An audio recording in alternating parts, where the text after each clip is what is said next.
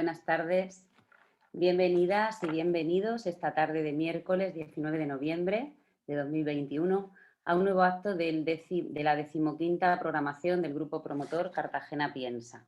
Son las 17 horas en Cartagena para los que nos siguen desde otro lugar y estamos muy agradecidas desde el programa a nuestra invitada Izaskun Chinchilla y a nuestra compañera ya Patricia Reus, que viene a presentarla. Gracias también al público que nos acompaña desde las pantallas y a la Concejalía de Igualdad del Ayuntamiento de Cartagena, que colabora con nosotros en este acto. Se trata de un acto online, por lo que podrá ser grabado y quien no pueda verlo en este momento, pues lo estará viendo en otro momento, gracias a la web y al canal de YouTube de Cartagena Piensa. Pueden hacer sus comentarios a lo largo de la sesión a través del chat y tienen también una pestañita a la derecha con preguntas y respuestas donde podrán escribir sus preguntas que serán luego trasladadas a la ponente. Cartagena Piensa es una iniciativa de gestión cultural mixta entre la ciudadanía, que somos el grupo promotor, y la administración, la Concejalía de Cultura en este caso. Desde hace casi 6 años elaboramos un programa trimestral, estamos ya en la 15ª edición, la 15ª programación de Cartagena Piensa. Nuestro objetivo es incorporar la divulgación científica y la reflexión filosófica a la programación cultural del municipio. Y lo hacemos desde distintas actividades, talleres y actos como este de hoy. Nuestras actividades se dirigen, intentamos, a toda clase de público y es un programa descentralizado en los barrios para que no se quede todo siempre en los mismos sitios. En colaboración con nosotros tenemos siempre de nuestra mano a la Universidad Politécnica de Cartagena y otras instituciones, la Universidad de Murcia, que colaboran, como ha sido en este caso la Concejalía especialmente de Igualdad. Está abierto a aportaciones, a sugerencias y esperamos que sea un programa de provecho para todos los ciudadanos y ciudadanas. Podéis encontrar toda nuestra programación en la web cartagenapiensa.es. También estamos en redes sociales, en Facebook, en Twitter, en Instagram y en YouTube. Empezamos el acto de hoy. Presentamos el libro estupendo de Izaskun Chinchilla, La ciudad de los cuidados. Yo he gozado mucho leyendo este libro. La ciudad de los cuidados es la obra por la cual traemos a Izaskun Chinchilla, aunque puede hablar de cualquier otra cosa acerca de su trabajo y su trayectoria. Desde Cartagena Piensa estamos plenamente convencidas de la importancia vital y urgente que supone el planteamiento de nuestras ciudades y nuestros estilos de vida. Y, por supuesto, la crisis ambiental y las desigualdades que generan nuestros modelos de ciudad y productivos, pues creemos que deben ponerse en tela de juicio. Desde Cartagena Piensa ofrecemos este espacio hoy privilegiado pues para la reflexión, para incorporar nuevas ideas, nuevos conceptos que nos ayuden a esta tarea que entendemos que es colectiva, de ciudadanos, de administraciones, de técnicos, de profesionales, de todos y de todas, que es pensar nuestras ciudades, que es donde vivimos. Como así marca nuestra historia, en otros programas anteriores ya hemos abordado cuestiones de esta naturaleza. En el año 2019 tuvimos el ciclo Pensar la ciudad, Pensar el territorio. Nos acompañaron Zaida Muchí, presentada también por Patricia Reus, Iñaki Romero, Manuel Delgado. Después, en otro trimestre, pudimos también pensar el municipio que queremos, en otro ciclo, con personas como Mar Melgarejo, Marta Latorre, Prudencio Riquelme. Todas estas intervenciones nos han ido ayudando a madurar esto que queremos que sea Cartagena y cualquier otra ciudad en la que podáis vivir los demás que nos escucháis. También hemos tenido a Carlos Moreno con nosotros, presentado también por nuestra Patricia Reus, que es ya una imprescindible. Así que en Cartagena Piensa estamos convencidos de esta importancia de plantearnos la ciudad a la luz de los retos del presente, de los ODS y, sobre todo, entendiendo la importancia, lo entenderéis mejor todavía con Izaskun, de los cuidados y de la parte de la población no productiva. No productivos somos muchos, es más, somos todos en algún momento de nuestra vida y para todos hay que pensar las ciudades. Izaskun Chinchilla es doctora en arquitectura y catedrática de práctica arquitectura en la Bartlett School of Architecture en Londres. Regenta su propio estudio de arquitectura, que parece que no es algo muy común entre mujeres, y en su obra reivindica para su profesión un compromiso mayor con la innovación crítica y en estrecha vinculación con la ecología, la sociología y la ciencia, que es algo de lo que cada vez ciudadanos y ciudadanos estamos más conscientes y demandamos a los responsables políticos y técnicos del diseño de las ciudades. Para presentar a Izaskun y que os dé toda la información y con mucho más rigor de nuestra invitada, y para ayudarnos a guiar y conducir el acto, tenemos con nosotros a Patricia Reus, que es de nuevo un placer tenerte colaborando con Cartagena Piensa. Patricia Reus es doctora en arquitectura, profesora de la Escuela Técnica Superior de Arquitectura y Edificación en la Universidad Politécnica de Cartagena, y como he dicho es ya una colaboradora irreemplazable en nuestro programa para actos sobre urbanismo, arquitectura y participación ciudadana, que yo me la he encontrado por las calles con proyectos de participación ciudadana. Es una maravilla tener esta gente en la ciudad, tener esta mujer y estas mujeres. Es un orgullo estar hoy con vosotras, de verdad, voy a disfrutar mucho, espero que los demás también. Y además también estoy muy contenta de que seamos todas mujeres defendiendo una ciudad de los cuidados. Así que cuando queráis, la palabra es vuestra. Muchísimas gracias, Paula. Y casi que daría paso a Izaskun porque, bueno, creo que lo más importante ya lo has dicho. Bueno, yo lo primero, agradecer una vez más a Cartagena Piensa la invitación a presentar uno de sus actos.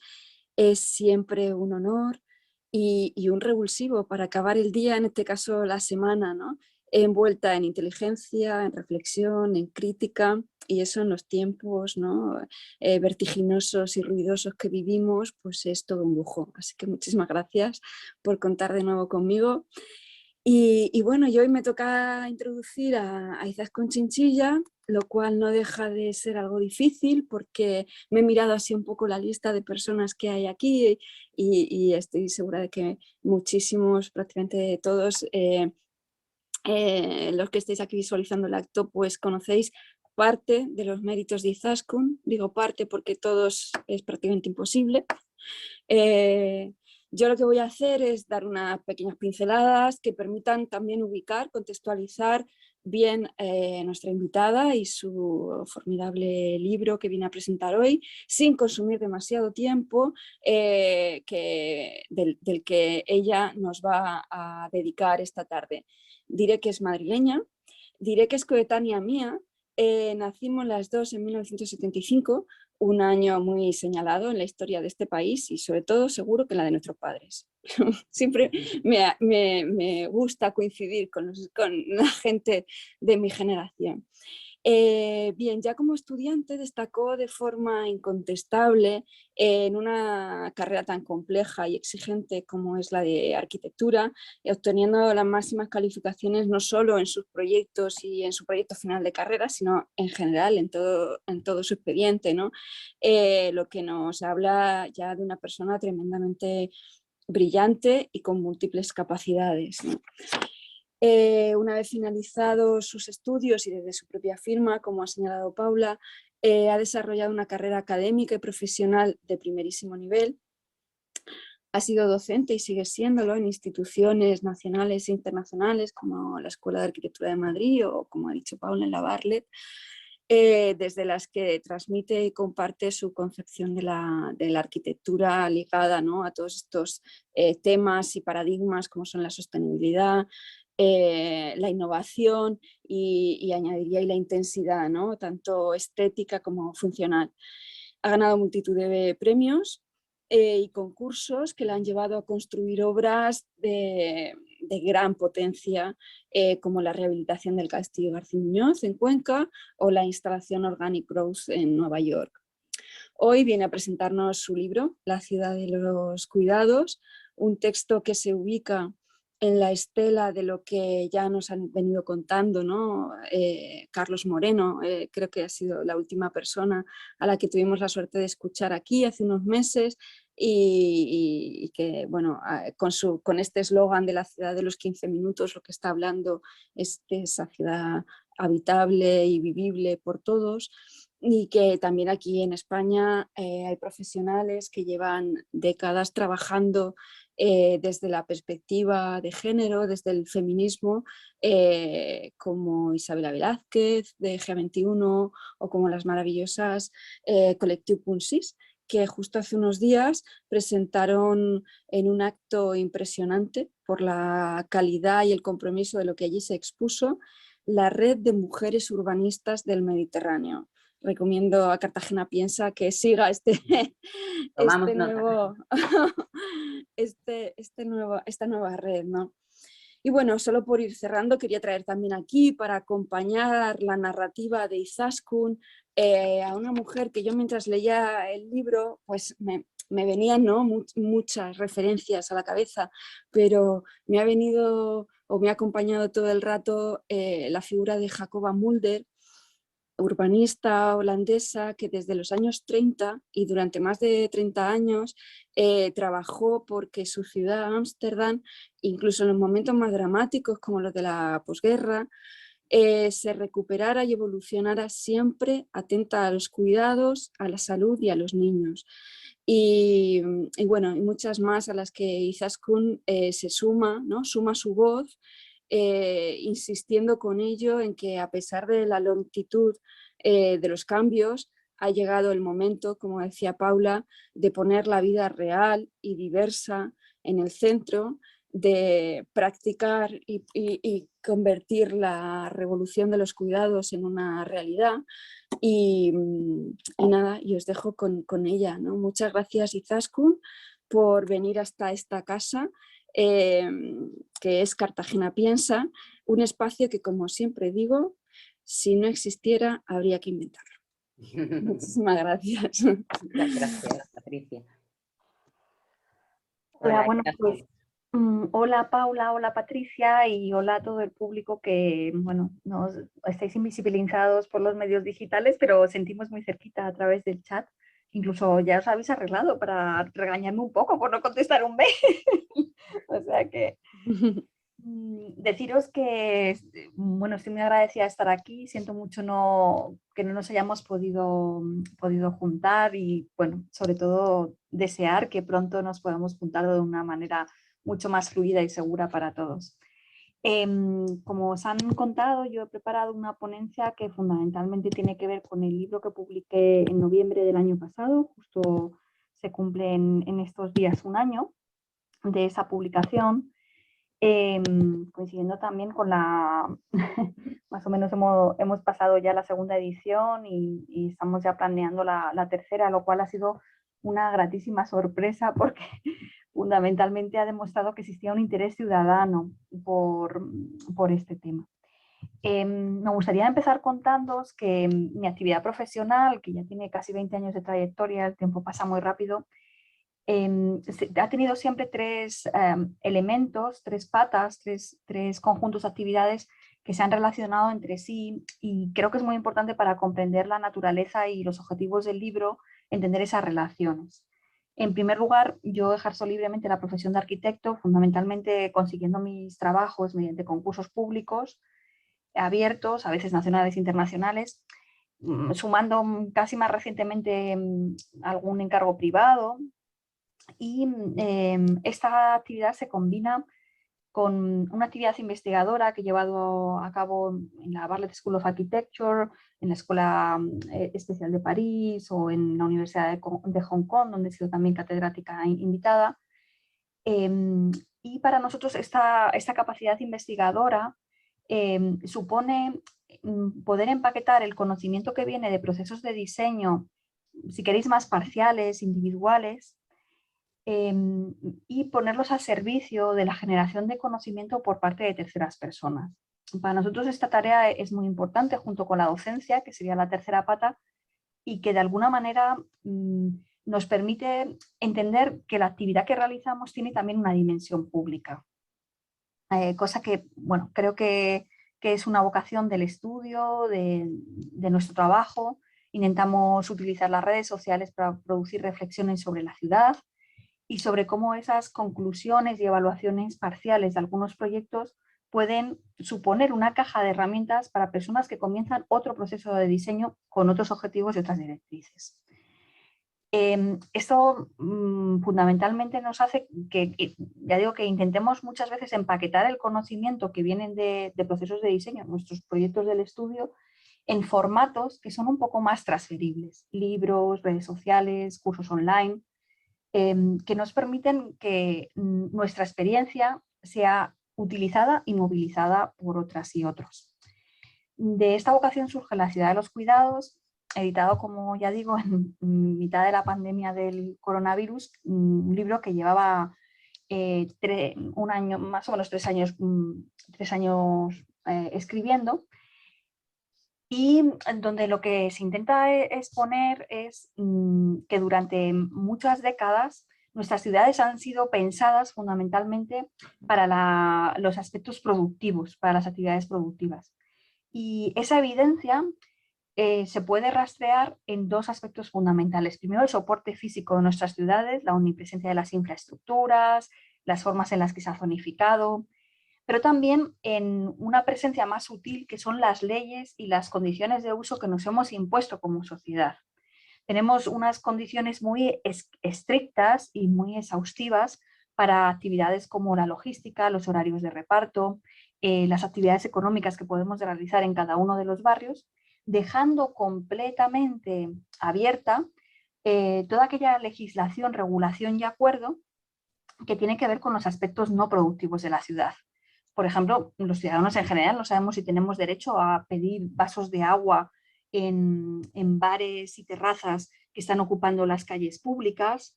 No sabemos si deberíamos poder ir al cuarto de baño, descansar en la calle, tener espacios de ocio donde no hubiera que pagar y que estuvieran protegidos de la climatología.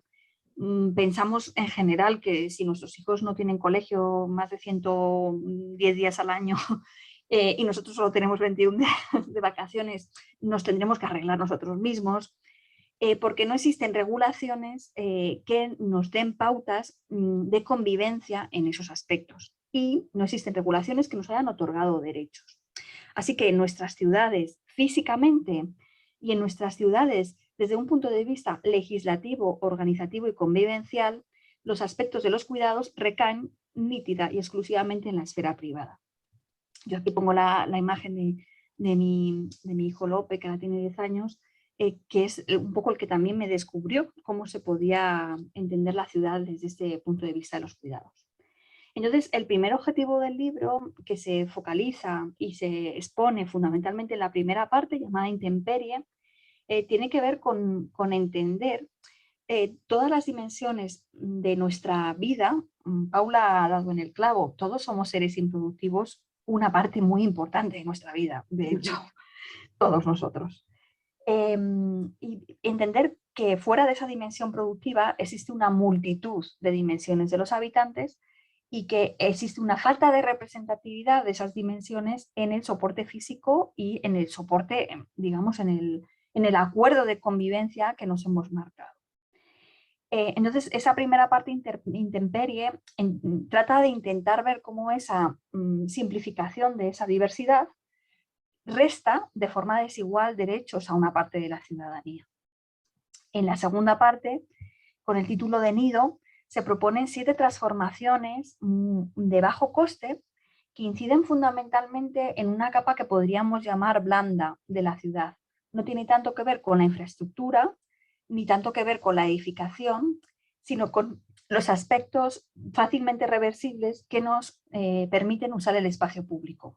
Los volardos, las líneas blancas sobre el pavimento, la señalética, los bancos, los horarios.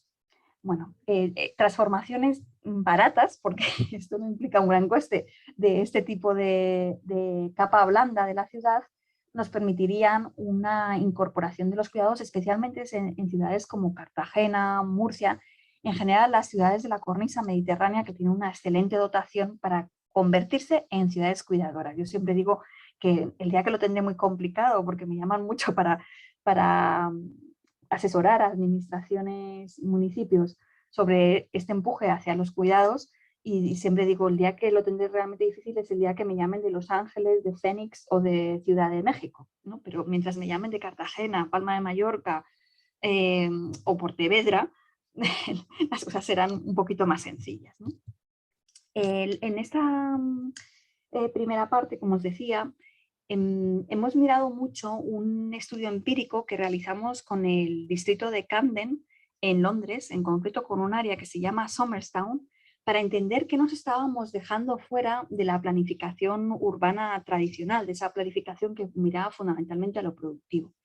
En concreto, Somerstown se dirigió a nosotros dentro de la universidad y un poco de la mano con la unidad coordinadora de compromiso ciudadano, para preguntarnos cuáles podían ser las mejores rutas para fomentar que los niños fueran al cole en bicicleta en un ámbito donde existían 8 colegios y encajonado entre 2 grandes estaciones de transporte, King Cross and Pancras y Euston Station. En ese sentido, nosotros empezamos a intentar averiguar cómo podía la arquitectura incorporar los derechos y las capacidades de los niños en edades más tempranas. Y eso nos dejó muy claro que parte de esas diversas capacidades de la ciudadanía se habían quedado fuera por esa primacía de lo productivo. El primero de esos experimentos consistió, hicimos 3 talleres con niños de edades entre 4 y 14 años, con sus familias, en 2 de ellos, y les propusimos un primer experimento que era, realizamos unas casas de muñecas de los 8 edificios patrimoniales que existían en la zona, y les propusimos que nos dijeran si identificaban los edificios y, en el caso de que los identificaran, cuál era el rasgo que hacía los edificios memorables para ellos. Entonces los niños nos dieron la primera sorpresa cuando nos comenzaron a decir los motivos por los cuales recordaban esos edificios. Como arquitectas ingenuas, éramos un equipo fundamentalmente de mujeres, esperábamos que nos dijeran cosas como que los tejados eran muy empinados, el material era oscuro, tenía un estilo gótico poco frecuente en la zona, un poco en correspondencia con las asignaturas que nosotros hemos estudiado en la carrera, ¿no? La gente recordará geometría, construcción e historia de la arquitectura. La gran sorpresa vino cuando descubrimos que todos los niños recordaban única y exclusivamente la experiencia que habían tenido en cada uno de los edificios. Es decir, St. Mary Church era la iglesia donde por primera vez habían cantado coros con su tía. La estación de Euston, la estación en la que habían recibido a su familia la primera vez que les visitó en Londres. Es decir, frente a una visión del técnico de arquitectura, el planificador, donde el objetivo fundamental y el elemento que se regula es el contenedor arquitectónico, el objeto único de rememoranza, el objeto único de fijación de contenidos y posición para la ciudadanía es la experiencia personal, generando una suerte de asimetría extraordinaria entre los técnicos que planifican la ciudad y las ciudadanas y los ciudadanos que la habitan. Esto pone patas arriba todas esas grandes elementos de la planificación ciudadana volcada a lo productivo. La zonificación, por la cual se ascribe un uso único a cada uno de los polígonos de la ciudad, esa lista de posibles usos que tienen fundamentalmente que ver con la inversión económica en la ciudad, el gran uso residencial y el gran uso terciario, que son los usos que dan dinero, y el entendimiento del equipamiento como pérdidas en las ganancias que tienen que ser compensadas para que la ciudad siga siendo un negocio. Todos esos elementos son elementos que son irrelevantes en la construcción historiográfica y personal del sentido de ciudadanía. Más allá, comenzamos a pedir a los niños que, además de identificar esas arquitecturas, las colocaran sobre un mapa.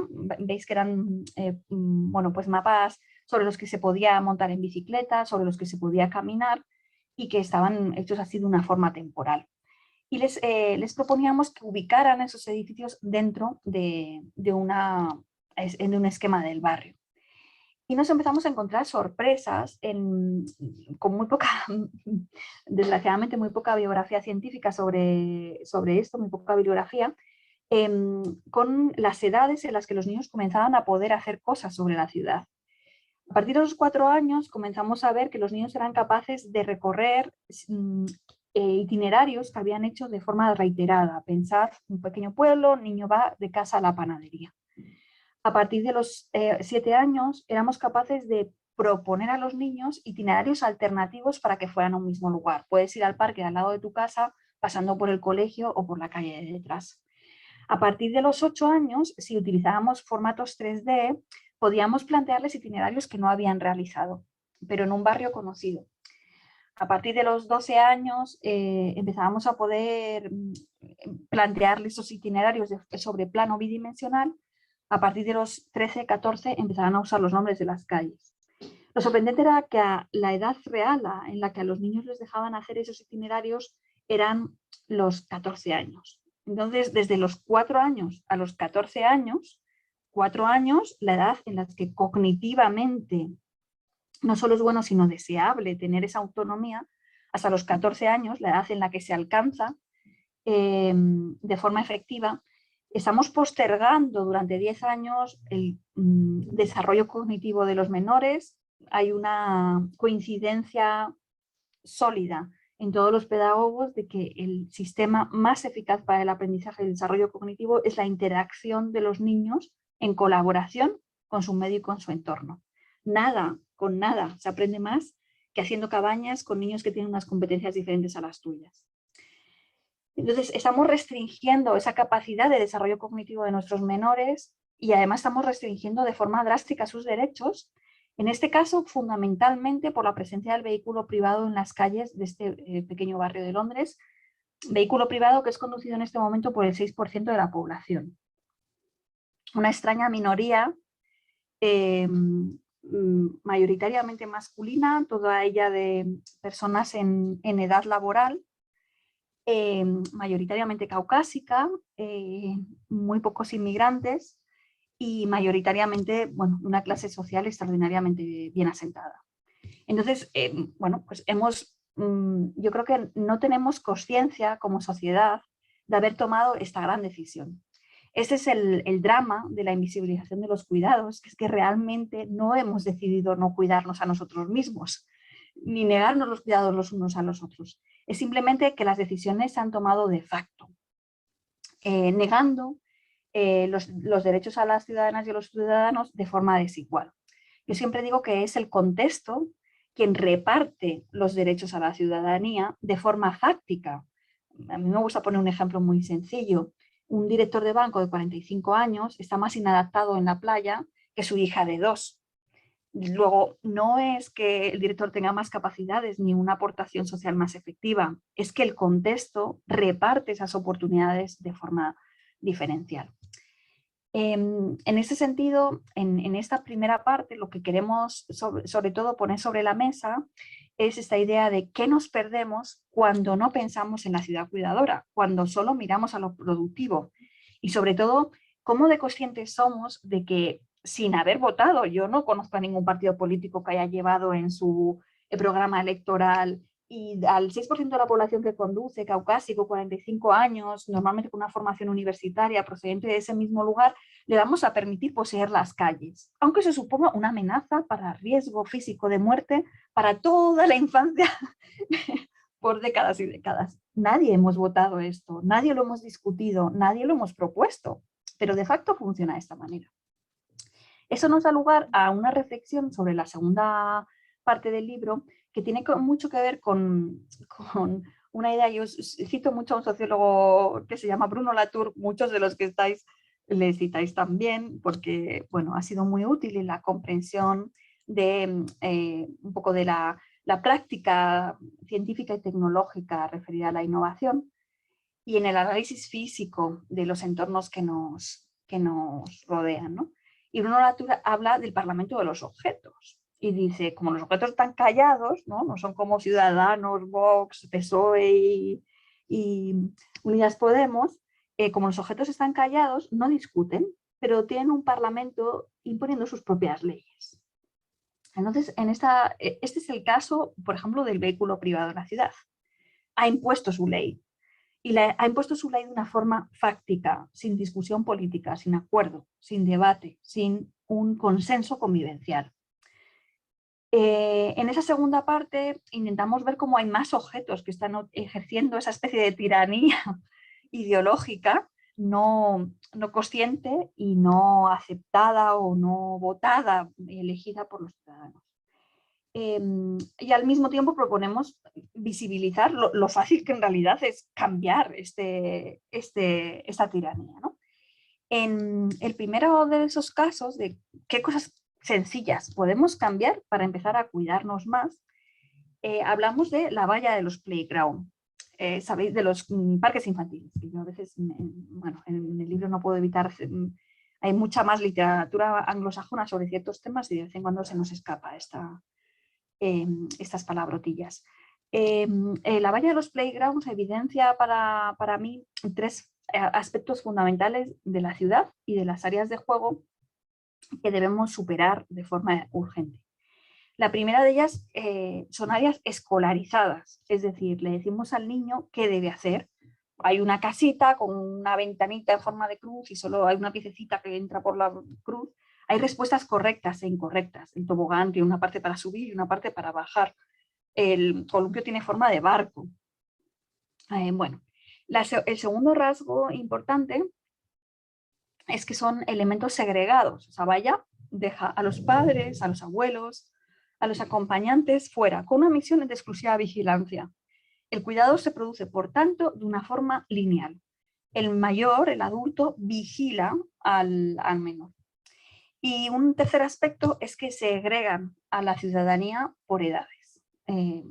Veis que en los columpios y los equipamientos se te dice de 5 a 7, bajo la responsabilidad de los padres, esto no se puede usar en otras edades. Bueno, esto pone patas arriba las auténticas reglas pedagógicas del juego. En primer lugar, el juego más interesante y más desarrollador de las capacidades del niño es un juego donde el contenido simbólico está abierto y lo puede poner el niño. Es decir, donde será él quien decida si un día las ramas de un árbol son calles de una ciudad, son materiales de construcción o son estructuras a las que trepar. El segundo aspecto muy importante, desarrollado de forma ejemplar, como cito en el libro, por una filósofa canadiense llamada Amy Mullin, es la conciencia de que el cuidado es un proceso unidireccional.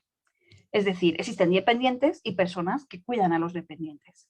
En general, el libro intenta abogar de una forma muy persuasiva por un concepto interdireccional de los cuidados, donde se ejerce incluso una socialización del cuidado. Como sociedad debemos cuidarnos entre nosotros.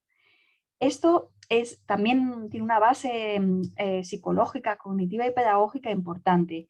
Amy Mullin expone como a partir de los 2 años los niños en entrevistas con pedagogos y psicólogos muestran tomas de decisiones que tienen que ver con el cuidado de sus padres. Reflexiones como: yo tenía pensado jugar al pilla-pilla, pero a mi madre le encanta hacer running y le propuse a mis amigos y a mis hermanos: ¿por qué no nos vamos a jugar al pilla-pilla a la pista de atletismo y entonces podemos integrarla a ella y nos lo pasamos mejor? Estas decisiones corresponsables con el grupo de convivencia empiezan a los 2 años, en algunos casos en el año y medio.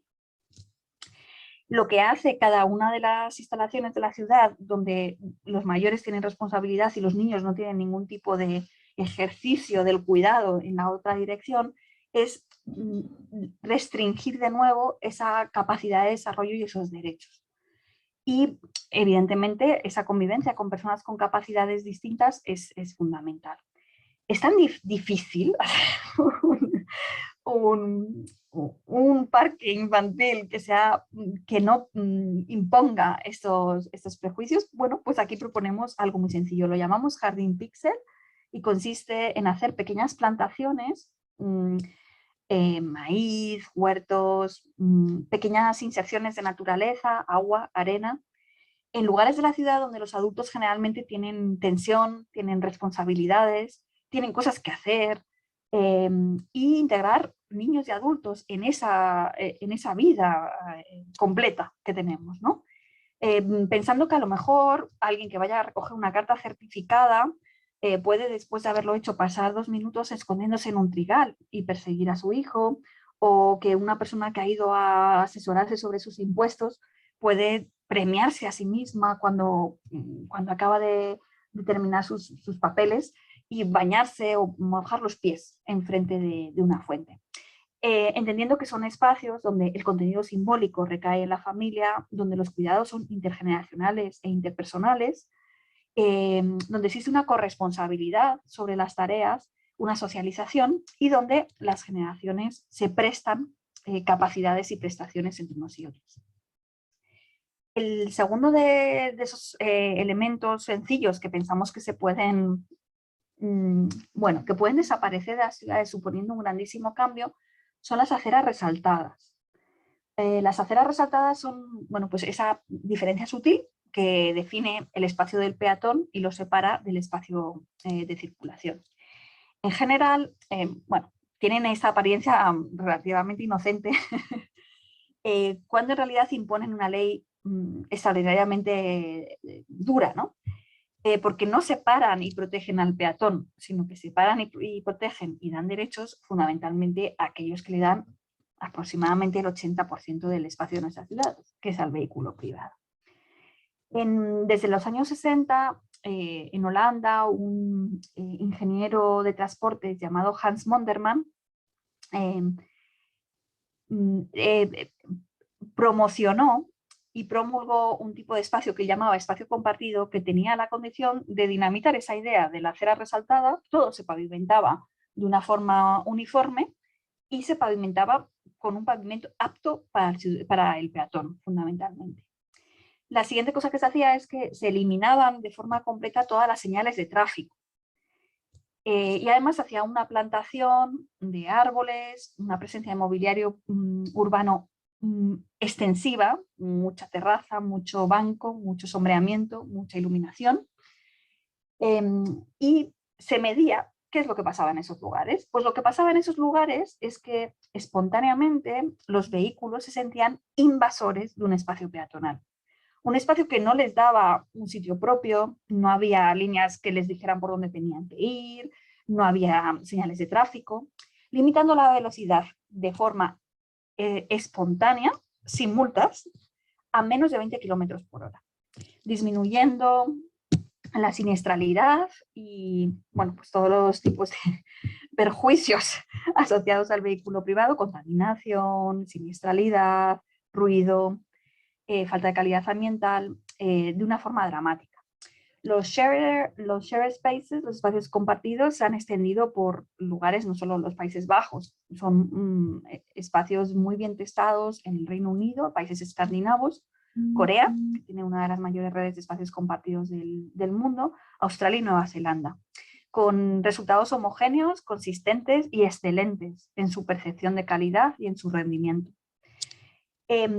Esta tradición, tenemos una oportunidad fantástica para sistematizarla a todas las ciudades. Yo siempre digo, invito a todos los municipios de 50.000 habitantes para arriba a ponerla en práctica.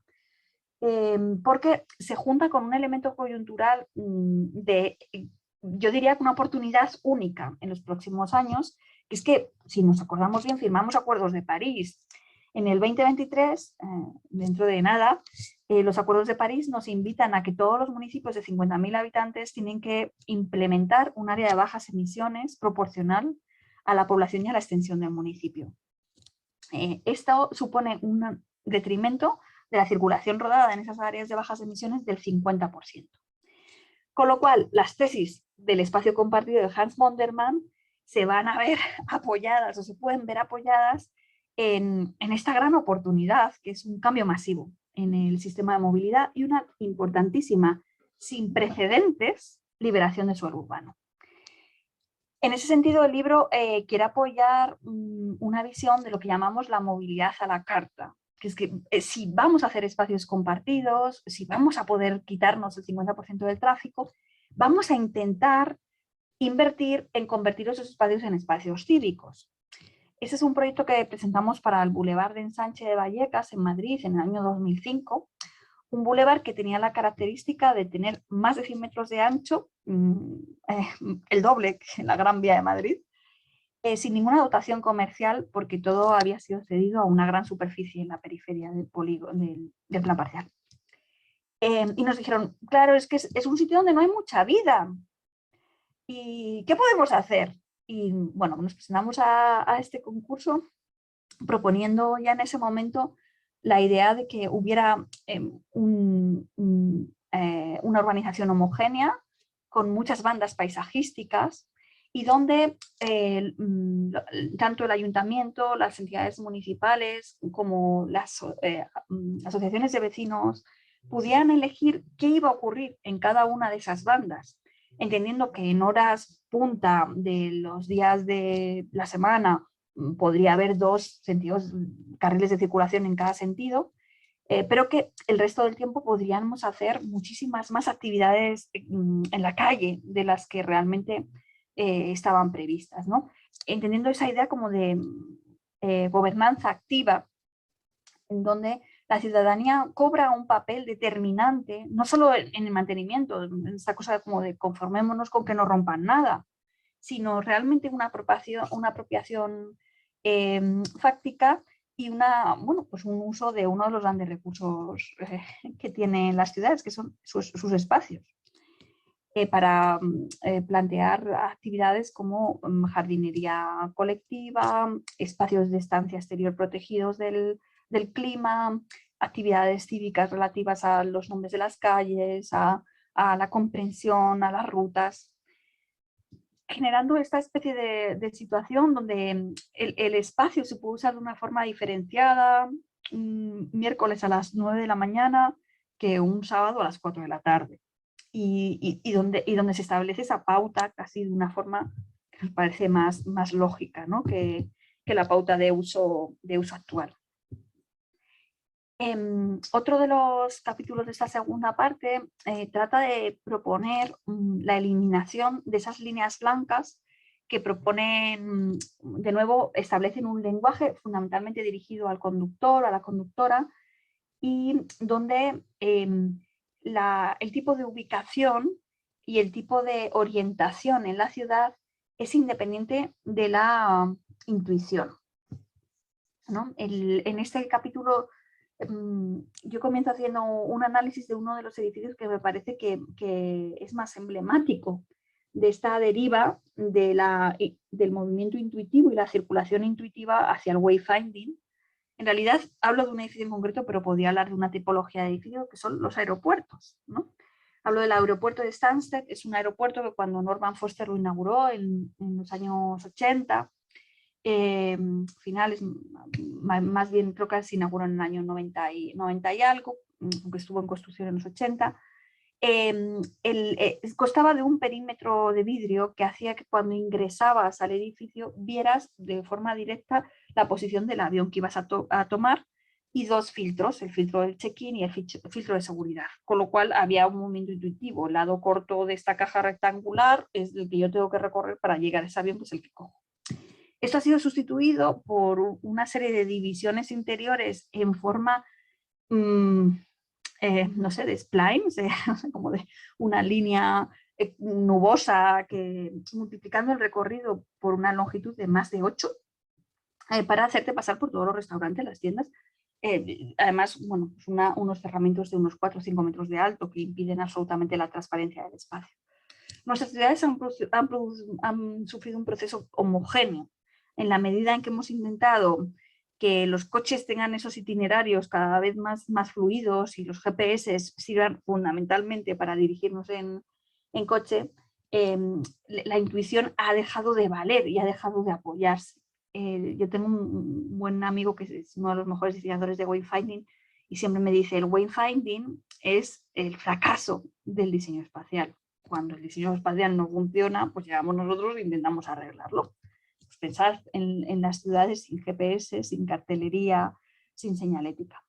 Entonces, en este capítulo, bueno, pues profundizo un poco en cómo en la ciudad se puede producir un movimiento intuitivo, en cómo la ciudad se comprende a través de patrones repetitivos. Entendemos lo que es una plaza porque nuestro cerebro es capaz de comparar 40 elementos que se parecen a una plaza, y proponemos que esos patrones, esa repetición de ciertas distancias, de ciertas geometrías, sirvan para orientarnos de esa forma intuitiva, produciendo una igualdad de oportunidades, una mayor igualdad de oportunidades, por ejemplo, entre personas que no usan un smartphone o que no usan el idioma más común en esa ciudad, ¿no? Por contar, a ver, que quiero ir como controlando el tiempo, sí, todavía tenemos tiempo. Contaros otros capítulos que de nuevo hacen un poquito la guerra a objetos sencillos que tenemos muy naturalizados en el espacio público y tratan de plantear alternativas. En este caso, bueno, pues queríamos plantear un poquito esa guerra a todos los elementos de mobiliario que son fijos en la ciudad. Bancos fijos, volardos. El volardo para nosotros es uno de los grandes símbolos de ese Parlamento de los Objetos del Cabral Bruno Latour. Es un objeto que, bueno, es incómodo, genera multitud de accidentes, impide que los coches gemelares se puedan desplazar por la ciudad, generan lesiones a mucha gente mayor, provocan accidentes en los coches.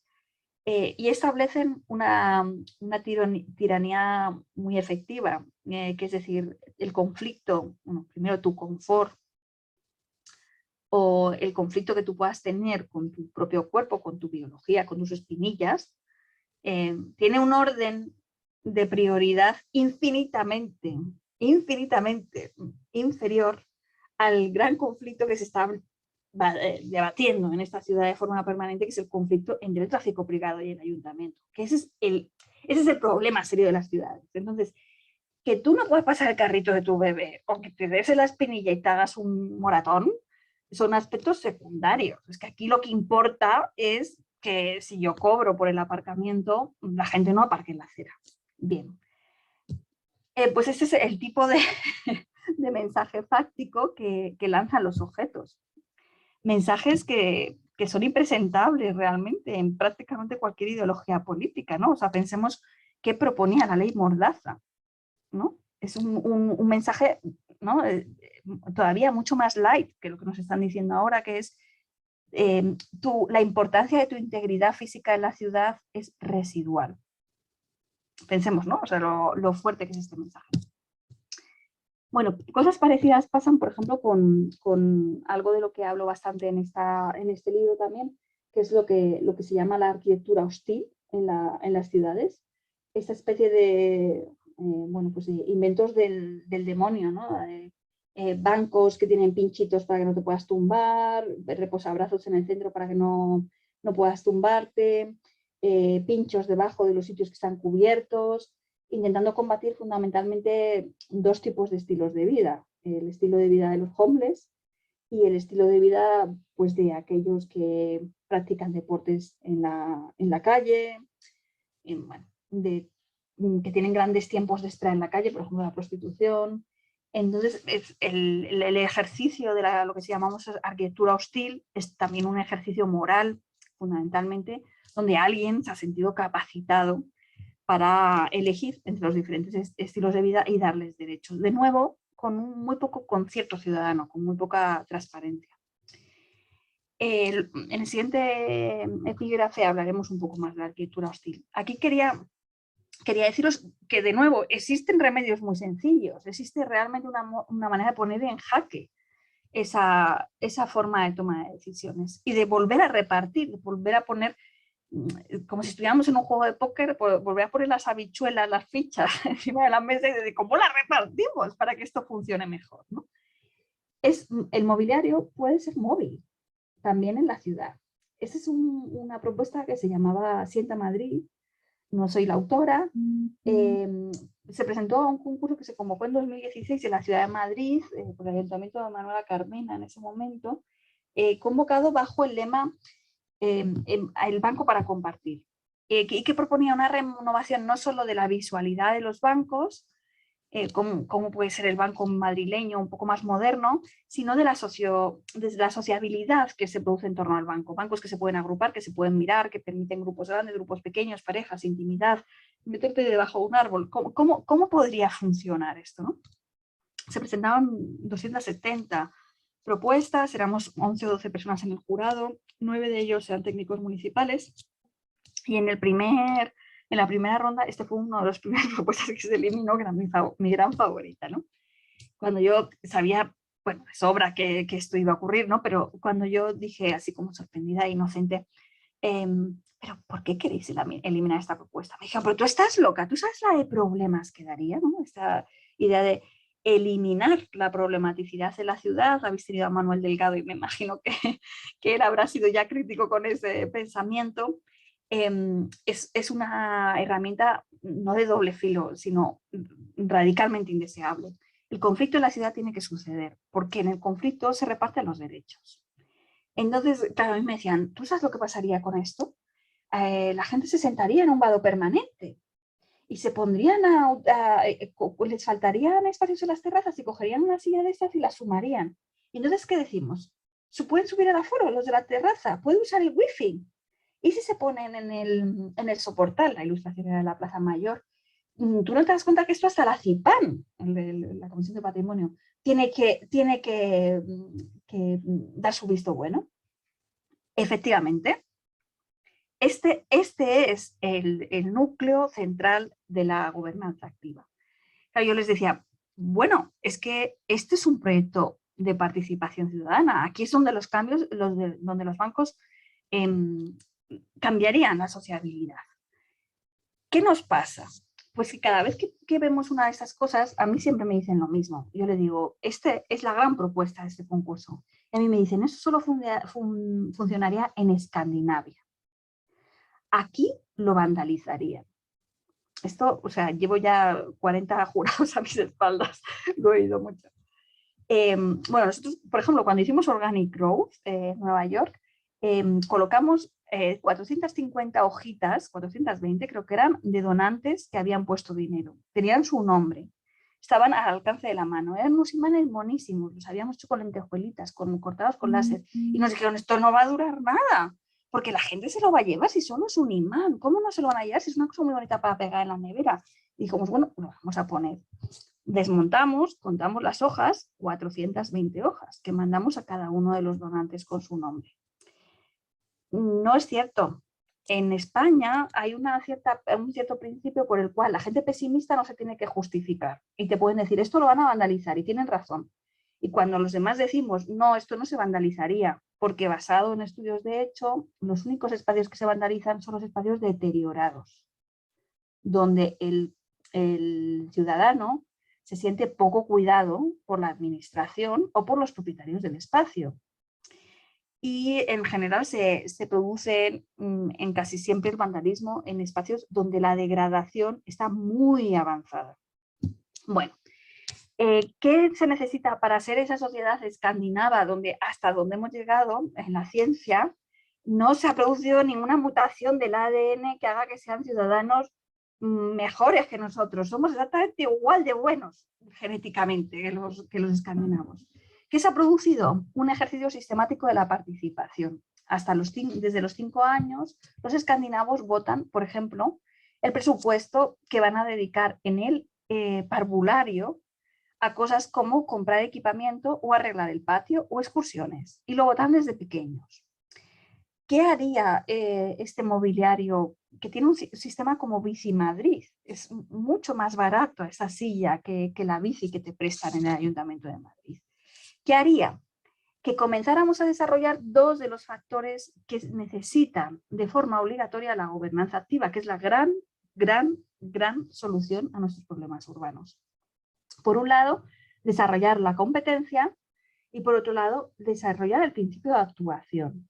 ¿Qué es la competencia? Cuando yo participo en un buen proceso de participación, adquiero herramientas que me ayudan a evaluar las mejores maneras de solucionar mis problemas y los problemas de los ciudadanos con los que yo convivo. Si yo no ejerzo la competencia, no soy capaz de hacerlo bien. Esto es un principio que, por ejemplo, en la antropología del consumo se tiene muy en cuenta. Lo buenas que son las madres comprando pescado en la pescadería y los inútiles que son los chavales de 15, que yo no les daría ni 20 euros para comprar lenguados. Bien, pues esto tiene que ver con el ejercicio de la competencia. Y luego está el principio de actuación, que es cómo nos sentimos de competentes a la hora de transformar nuestro entorno. Bueno, pues esto tiene que ver también con cómo hemos ejercido esa competencia previa. Como no empecemos, nunca vamos a llegar. Siempre vamos a pensar que somos como una especie de raza de segunda, que nunca haremos urbanismo bueno, porque es que para eso hay que ser escandinavo. Pues no, solo hay que ejercer la participación. Entonces, bueno, pues pensamos, sostenemos y afortunadamente tenemos varios proyectos en marcha de municipios que se están animando a aprobar esto. Estamos en Logroño, en un pequeño pueblo de Málaga. Bueno, y por ir cerrando y acabando, decir, nombrados otros dos epígrafes que menciona el libro. Uno de ellos es evidentemente las áreas de bajas emisiones y la gran posibilidad que tenemos de convertir esa reducción del espacio dedicado al tráfico del 50% en una reverderización, una auténtica reinclusión de espacios verdes en la ciudad. Como sabéis, bueno, el llamado Madrid Central, perdóname que ponga ejemplos de Madrid, pero ese es el ejemplo también recogido en el libro, es una pequeña almendrita que tiene que ver con la muralla de Fernando VII, la primera muralla que tuvo Madrid casi en la época medieval. Esta es una pequeña extensión, muy chiquitita, ni siquiera cumpliría Acuerdos de París, a lo que se llamarían las rondas, ¿no? Si hacemos esta extensión, os lo pongo para que hagáis un poquito números, ¿no? Si hacemos esta pequeña extensión del área de Madrid, donde estarían dentro barrios Moncloa, Chamberí, barrio de Salamanca, pero seguirían quedando multitud de barrios. Yo creo que el área de bajas emisiones de Madrid debería ser el interior de la M30, que bueno, la veis ahí representada, sería un área mucho más extensa. Si hacemos esta pequeña ampliación y reducimos el tráfico al 50%, estamos liberando mucho más de un 10% del espacio urbano total, el 10% de superficie de la ciudad. Si lo convertimos en carriles verdes, veis ahí el Retiro representado, esa manchita verde. En esta zona son 2,5 retiros de una red tupida de espacios verdes, de vasos capilares que recorrerían la ciudad. En el libro se recogen otros proyectos del estudio donde hemos hablado de la necesidad de compatibilizar densidad urbana, densidades por encima de 60 viviendas hectáreas, para que sea rentable el transporte público con una presencia extensiva del verde. Y con modelos donde se pueden hacer núcleos mucho más compactos, cabezas de centralidad que pueden ser bien abastecidas por el espacio, por el transporte público, y que a su vez eso sea compatible con una presencia del verde importante, superando los antiguos modelos de ciudad-jardín que planteaban densidades de 12 a 30 viviendas por hectárea.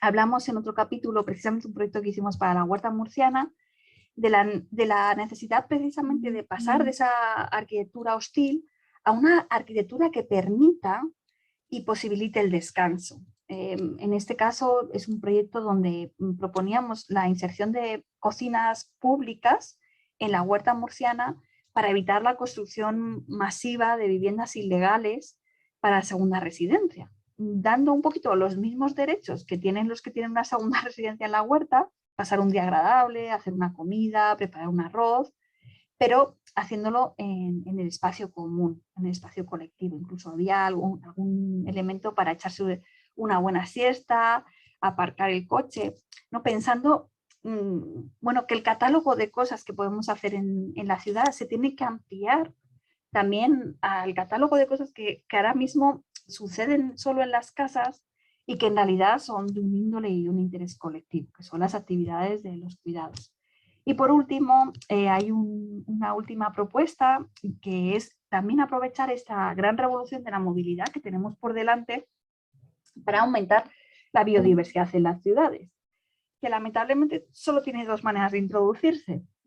Una es ser muy previsor e introducir lo que se llaman corredores verdes, que son grandes corredores continuos que se establecen a lo largo de planeamientos urbanísticos muy coherentes en el tiempo, ¿no? Por ejemplo, el bosque verde del Cinturón Verde de París se consiguió llevar a cabo a base de que en ninguna legislatura se cambiara ese proyecto durante 50 años. Imaginaros en España, ¿sabes? Esto de entender que el tiempo del urbanismo no tiene que ver con el tiempo de las legislaturas, es que los grandes proyectos se hacen a 50 años. Bueno, pues cuando eso no lo conseguimos como sociedad, nuestra única alternativa es lo que en la literatura anglosajona se llama el stepping stones, ¿no? Hacer pequeñas islas de biodiversidad, como las piedritas con las que cruzamos los ríos, donde diferentes especies en diferentes estados de desarrollo, ¿no?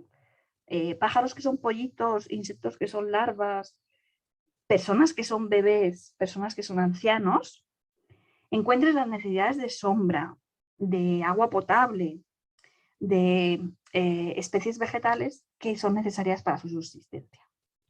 Esto debería dinamitar conceptos con los que soy extraordinariamente crítica dentro y fuera del libro, como las plazas duras, a las que los arquitectos han prestado un soporte así como cuasi irracional para mí, ¿no? Y bueno, también habla pues de otros proyectos del estudio, ¿no? Y bueno, con esto, concluir un poco este recorrido por el libro, emplazaros a que podamos tener una conversación bonita, tenemos media hora para preguntas y conversación. Y si queréis un poco como corolario, deciros que el libro también utiliza mucho la experiencia del COVID para que no se nos olvide, sobre todo para intentar que visualicemos juntos un gran argumento, ¿no? Que es que en general nos habían planteado que invertir en medio ambiente o invertir en salud eran como locuras de socialdemócratas cuando no de comunistas, ¿no? Eso de tirar el dinero, de ser despilfarrador con el gasto público. Lo que nos ha demostrado esta pandemia, que ha supuesto una crisis económica sin precedentes desde la Primera Guerra Mundial,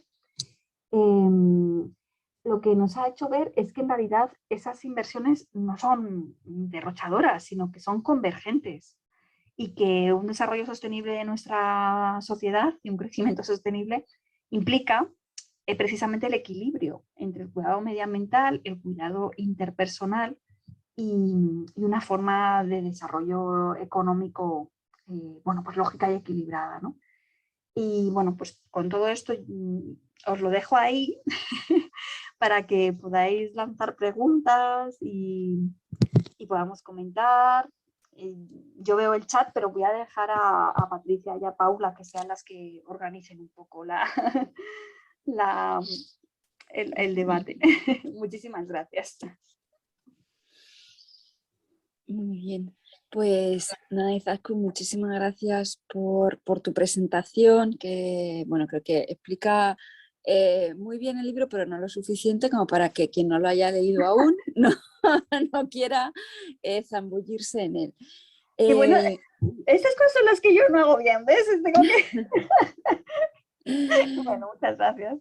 Muy bien, mira, aquí hay una... Ahora es cuando empieza este lío del que hablábamos antes, no hay una pregunta, hay una pregunta en el chat y vamos a darle paso. Creo que es de José Ángel, de la Asociación Vía Libre Cartagena, que comenta: Izaskun, los colectivos que luchamos en la ciudad por la movilidad sostenible activa, caminar y bicicleta, estamos demandando muchos años que se repongan 6 pasos de peatones que se han quitado en una avenida de 900 metros, la Alameda de San Antón. Abro otro paréntesis, los pasos de peatones y la ciudad en concreto de Cartagena son como una relación imposible, ¿no? Sí, dos cosas que no se llevan bien. No sé. Claro, solo empezar a leer. Absolutamente. Y estamos pidiendo que los pasos de peatones estén a la altura de la acera para hacer recorridos verdaderamente accesibles y que cuiden a las personas más vulnerables, ancianos, personas con movilidad reducida. Los técnicos se niegan. ¿Qué piensas sobre esto? Bueno, pues lo primero que pienso que es ilegítimo. Los técnicos no tienen derecho a negarse a hacer esto. Entonces, Pienso, y lo digo en el libro con contundencia, la ciudad no es de los planificadores, ni es de los técnicos municipales. Y es más, os digo, yo, y fijaros que yo estudié arquitectura, y lo han dicho antes, que saqué hasta buenas notas, o sea que no hay ningún tipo de experiencia, ningún tipo de formación, ningún tipo de desarrollo profesional que permita, ninguno, anticipar las necesidades diversas de la ciudadanía. Yo siempre pongo este ejemplo. Mi padre tiene Parkinson, tiene procesos de desubicación complejísimos en la ciudad, en barrios que conoce perfectamente. No es capaz ahora mismo de hacer un itinerario lógico. Y tengo amigos que tienen padres que en vez de Parkinson tienen otra patología y la pauta es completamente distinta. 2 demencias con 2 procesos distintos dan un ciudadano completamente diferente. Imaginaros, si esto es en una comparación de casos muy pequeña, imaginaos la diversidad, porque aquí habláis de personas que tienen problemas de movilidad, pero es que hay personas que tienen problemas visuales, hay personas que tienen problemas, bueno, pues lo que decimos, cognitivos de todo tipo, y yo el día que he dormido poco y tengo estrés, soy un cero a la izquierda para millones de cosas. Entonces, la verdad es que yo soy una gran demandadora, y el libro lo dice, de que las decisiones sobre la ciudad no las deben tomar los técnicos, no están capacitados. Los técnicos sí están muy capacitados para dar posibilidades, muy capacitados. Yo siempre digo, yo solo he estudiado 6 años para una cosa, que ser capaz de dibujar algo que nunca he visto. Eso es algo que los técnicos podemos hacer, porque hemos ejercido la imaginación, porque conocemos casos, porque tenemos la información para evaluar, pero os podemos dar posibilidades, pero tiene que ser la ciudadanía la que tome la gobernanza de la ciudad. Entonces, ¿qué tenemos que hacer? Pues seguir haciendo lo primero que habéis hecho, colectivos y asociaciones que tienen mucha más capacidad de hacer presión y deslegitimar este tipo de procesos, porque no son legítimos en las ciudades. Los técnicos no deben ejercer de forma unilateral esa imposición. Y bueno, yo lo que invito, porque como se han ganado muchas cosas, es a ir a tribunales, a litigar y a protestar de una forma muy, muy activa. En el libro cito casos, por ejemplo, ¿no? Como la ciudad de Bogotá. Bogotá tiene una ciclovía que ahora mismo tiene 175 kilómetros de longitud, que comenzaron los ciudadanos en los años 70 de forma unilateral, sin apoyo municipal.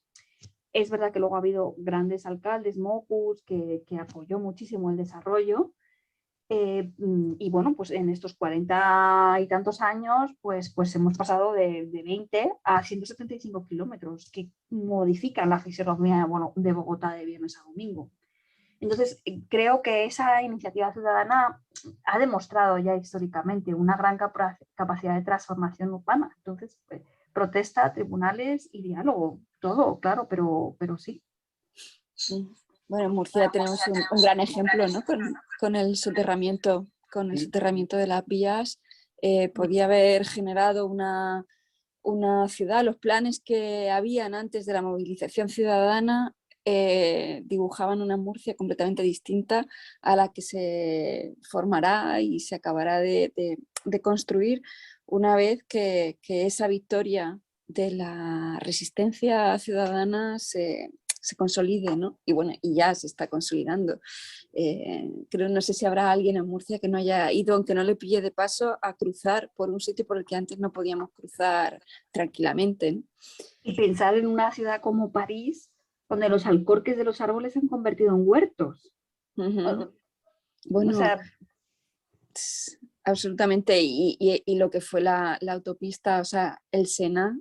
Yo recuerdo de pequeña haber pasado por París y el Sena era el río y los coches. Y hace poco, antes de la pandemia, que tuve la suerte de poder viajar allí, y mi recuerdo de la infancia, de esto que dices, el mundo va mejor, puede que el mundo, o sea, vivimos como envueltos en malas noticias y ves, ¿no? Ves modificaciones de estas. A mí me gusta mucho, por ejemplo, yo vivo con un pie en Barcelona y viajo, es como cuando ves a los niños ¿no? a tus sobrinos cada 3 meses y ves los cambios, ¿no? Que sus padres no ven. Pues a mí me pasa esto un poco con la ciudad de Barcelona y eso, y vas viendo cada vez más bicicletas aparcadas en las calles, cada vez más gente andando, queda mucho por recorrer, ¿no? Pero bueno, creo que es no creo, es evidente que las ciudades han llegado, las grandes ciudades sobre todo, han llegado ya a unos momentos de colapso muy, muy absolutos y se están implementando y poniendo en marcha políticas más o menos blandas, como tú dices, ¿no? Más o menos definitivas, pero se está testeando de manera ya seria el devolver la ciudad a la ciudadanía, ¿no? Paula.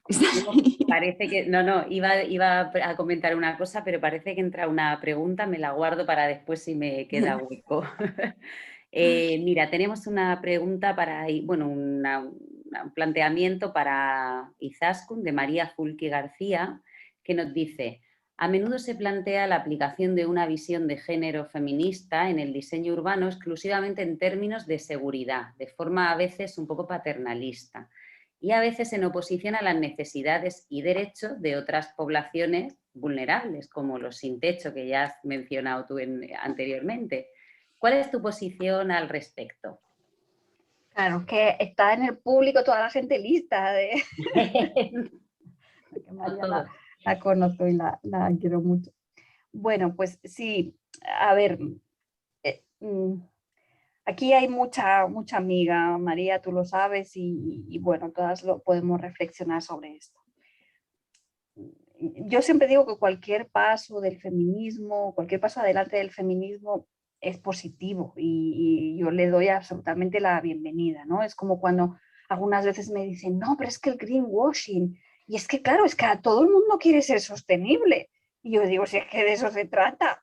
O sea, no digo que el greenwashing esté bien, pero que las buenas ideologías se popularicen y nos apropiemos todos de ellas, es lo que debe ser. Entonces, tenemos que estar todos muy contentos. No se trataba de que ser sostenible fuera un síntoma de originalidad, se trataba de que nos pusiéramos de acuerdo todos en hacerlo juntos. Con el feminismo pasa lo mismo. Todo paso adelante, toda colectivización de ese pensamiento es fantástica. Yo, sin embargo, creo que hay algunas aportaciones del feminismo que nos ayudan a dar pasos como un poquito más lejos y otras que nos dejan un poquitito más cerquita, que son pasos y son todos pasos en la buena dirección. Pero unas de repente es como pues la diferencia entre andar 10 pasitos o la diferencia entre cogerte una bici y recorte 40 kilómetros seriamente, ¿no? Entonces, en general, a mí soy poco amiga de las filosofías y las actividades que bajo el feminismo vuelven a dibujar a la mujer como una víctima. Y ahí ha habido de verdad iniciativas maravillosas. Creo que el Me Too ha sido fundamental y revolucionario. Pero no pueden ser acciones aisladas. A mí el Me Too me encanta, pero también asociado a entender por qué las mujeres pueden hacer una ciencia distinta y a por qué podemos ser empresarias de otro estilo y, bueno, a muchas otras iniciativas. Porque los problemas de las mujeres no solo tienen que ver con su victimización, ni con su invisibilización, ni con todas aquellas cosas que hacen los hombres, ni siquiera. Tienen mucho que ver también con cómo nos organizamos como sociedad íntegramente, ¿vale? No dependen solo de que no nos victimicen. Entonces, en la ciudad es verdad, María lo sabes muy bien, que los primeros estudios de género que se hicieron, de los cuales han sido pues, muy pioneras, por ejemplo, ciudades como Viena, y hay muchos colectivos en España que lo han hecho muy bien, el Iria Colectivo AC en País Vasco, buscaban mucho esta idea como un poco de la mujer puede ser una víctima, vamos a protegerla, y hacían calles con mejor visibilidad desde el espacio privado, mejor iluminación, más vigilancia, más vida urbana, más cantidad de comercio, más permeabilidad, lo que se dice la topología de la calle es más profunda, se ve más el espacio privado, todo esto buscando que no sucedan cosas pues como que te roben, te persigan, te acosen, te violen o te lo hagan pasar mal, ¿no? O sea, que cualquiera de estas cosas. Estos han sido pasos importantísimos adelante, de hecho son los primeros conceptos de género que se utilizan en el urbanismo. ¿Son paternalistas? Yo creo que un poco sí. También es un poco paternalista decir, pues, yo siempre lo digo, por ejemplo, en un museo, decir, pues como los hombres siempre han estado pintando grandísimos cuadros en el Prado, pues ahora vamos a buscar mujeres que también hayan pintado cuadros y vamos a ponerlas en el museo. Y eso, digo, a veces es como un poco un feminismo patriarcal, ¿no? Es como, si los hombres tienen mala conciencia, ¿qué es lo siguiente que pueden hacer? Bueno, yo igual que pongo el ejemplo del museo, digo, es que a lo mejor lo que tenemos que pensar es por qué honramos a la gente en nuestros museos. A lo mejor los hemos honrado por pintar grandes cuadros de la monarquía, pero a lo mejor también les podemos honrar por haber hecho arreglos florales, por haber generado calidad de vida, por haber desarrollado un poco el acervo culinario. Esas cosas las hacían las mujeres y tenían un valor que no te imaginas. Y lo que pasa es que los museos no están. Entonces, no es tanto, vamos a convertir a la mujer en una especie de hombre pequeñito que la pobrecilla lo ha pasado mal y entonces la vamos a ayudar y a cuidarla, que creo que es un paso, sino también a decir, ostras, que es que hay todo otro tipo de actividades que socialmente no les hemos prestado atención y que de repente les tenemos que dar un soporte. Y yo siempre digo, hay que un poco dejar de responsabilizar en la esfera privada, especialmente a las mujeres, de cosas que son grandes capitales en sentido económico, social, cultural, de la sociedad. Por ejemplo, la crianza es un gran capital de la sociedad. El futuro de las pensiones y de las cotizaciones depende de la crianza. Es un capital económico. Entonces, no es una responsabilidad privada de ninguna mujer, es una responsabilidad colectiva de nuestra sociedad. Y de lo que se trata es, pues, empujar un poco más en esa idea de feminismo y de género, no solo hacia la protección de la víctima, sino hacia la capacitación de otras actividades intrínsecamente femeninas que hasta ahora se han entendido como un asunto privado de una señora que ya se arreglaría ella con sus 21 días de vacaciones a cubrir los 118 que tenía su hijo. Ella verá lo que hace. Pues de esto se trata, ¿no? Por citar la maternidad, pero podría citar el cuidado de dependientes, podríamos citar los hogares monoparentales, podríamos citar el equilibrio de vida y trabajo, podríamos citar las necesidades de cuidado y la salud, el envejecimiento, todos esos aspectos en que se ha considerado que tienen una responsabilidad exclusivamente privada. Y lo que decimos es no, igual que queremos ver bordados, hablar sobre educación, hablar sobre cómo se cocinaba en el siglo XVI en los museos, también queremos ver cómo convive la gente mayor, cómo hacemos para que se conozcan entre sí en las ciudades. Muy bien, mira, ya se está animando la cosa y tenemos aquí preguntas. Vamos un poco por orden, como han ido apareciendo. Mar Melgarejo, gran amiga y gran colaboradora de Cartagena Piensa, dice: mil gracias por esta maravillosa conversación. Quería preguntar a Izaskun si cree que con las estrategias como la agenda urbana son oportunidades para fomentar políticas hacia la ciudad más amable y de los cuidados. Te diría que sí, Mar, en general todo Agenda 21. A ver, yo, una de las cosas que sí ves de forma transversal durante toda la ponencia he estado remarcando mucho es qué principios de diseño son explícitos e implícitos en la ciudad, ¿no? O sea, conceptos explícitos en la ciudad. Pues no sé, los horarios comerciales. Ha habido millones de debates, millones de épocas, hemos ido evolucionando en nuestras ciudades, y es algo que siempre ha estado blanco sobre negro apuntado en una tablilla, en algo que se ha negociado y sobre lo que se ha regulado, ¿no? O por lo menos en las décadas recientes. Esos son elementos explícitos de la ciudad. Elementos implícitos, pongo un volardo. No existe, porque además que lo he intentado buscar, no existe una legislación de por qué se puede y no se puede poner volardos en diferentes lugares. Se hace y ya está, ¿no? O hago las plazas duras, o, no, tú imagínate, yo siempre pienso, no sé, plazas de Sevilla, digo, pero plazas en Sevilla, un lugar asfaltado, sin un solo árbol, sin un lugar donde sentarse, sin agua. ¿A qué mente torturada se le ha ocurrido que eso es una buena solución? Pues es extendido por toda España.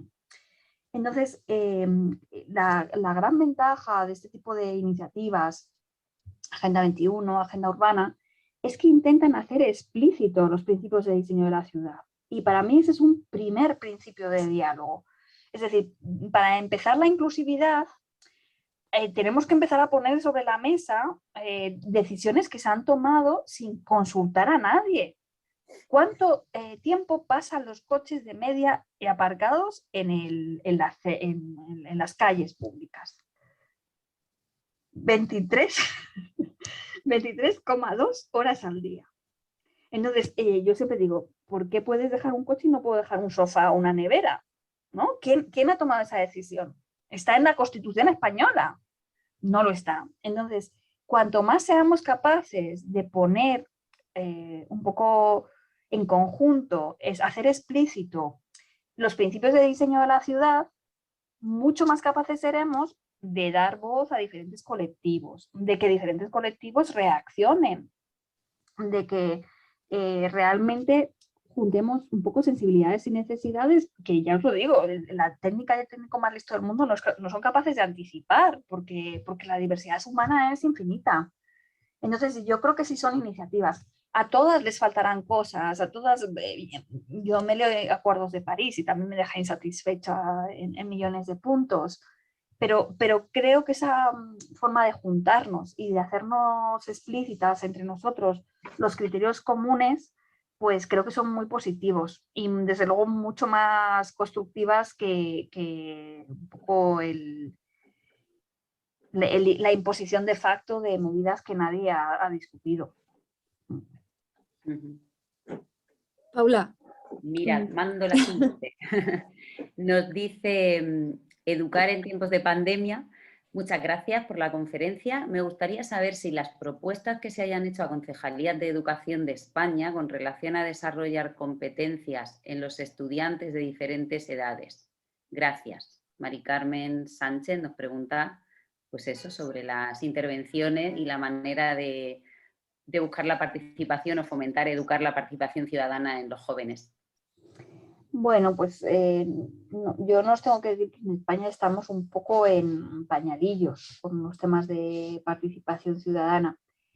A nivel municipal ha habido varios municipios que lo que están haciendo es, bueno, pues imponer o acompañar los procesos de toma de decisiones con ciertas iniciativas participativas, ¿no? Pues, por ejemplo, incorporar cuando se va a construir un nuevo equipamiento, una biblioteca, un parque, pues se incorpora un proceso de participación en paralelo. Esto, que yo sepa, pues sí lo están haciendo 5 o 6 municipios de España de forma más o menos sistemática y evidentemente con resultados crecientemente buenos, ¿no? Porque la participación hay que entrenarla y la tiene que entrenar la administración, la tienen que entrenar los ciudadanos y sale mejor cada vez que se hace mejor, ¿no? A nivel nacional yo no desconozco que haya una iniciativa nacional bien articulada para incorporar ese sentido de la participación en la educación general. Hay programas concretos, pues no sé, tienes el programa STARS, por ejemplo, que es un programa que los coles se pueden adherir si quieren para fomentar esto de ir en bici al cole, y ese tiene programas un poco de implicación de la comunidad educativa, de bueno, pues de mayor caladura.